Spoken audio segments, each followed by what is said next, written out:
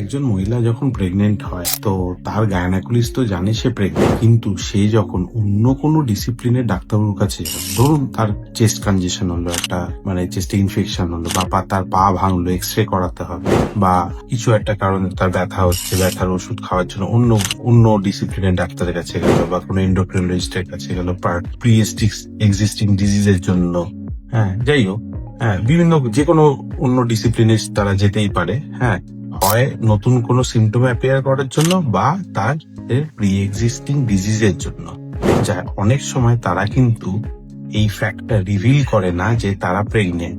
তারা ভাবে যে প্রেগনেন্সির কথাটা তো আমি আমার গাইনোকোলজিস্টকে বলেছি, তাদের কাছে বলার দরকার কি। এটা কিন্তু একদম ভুল।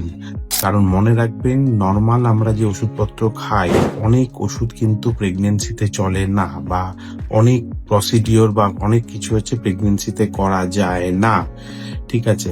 এবার লেটার হাফ অফ দ্য প্রেগনেন্সিতে যেমন টামিটা ভিজিবল হয় যে প্রেগনেন্ট, কিন্তু ইনিশিয়ালি তো সেটা ভিজিবল থাকে না।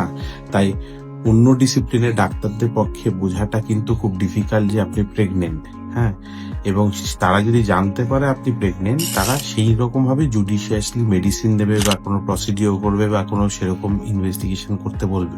কিন্তু আপনি যদি ব্যাপারটা রিভিল না করেন, তাহলে তাদের পক্ষে সেটা বোঝা ডিফিকাল্ট, এবং সেটা কিন্তু আপনার প্রেগনেন্সির জন্য খুব ডেট্রিমেন্টাল হতে পারে। তাই প্রেগনেন্সি চলাকালীন অন্য ডাক্তারের কাছে, অ্যাপার্ট ফ্রম গাইনোকোলজিস্ট, অন্য ডিসিপ্লিনের ডাক্তারের কাছে কোনো কারণে গেলে প্লিজ রিভিল করবেন যে আপনি প্রেগনেন্ট। ডাক্তারবাবু অ্যাকর্ডিংলি আপনার চিকিৎসা করবে। সুস্থ থাকবে, ভালো থাকবে।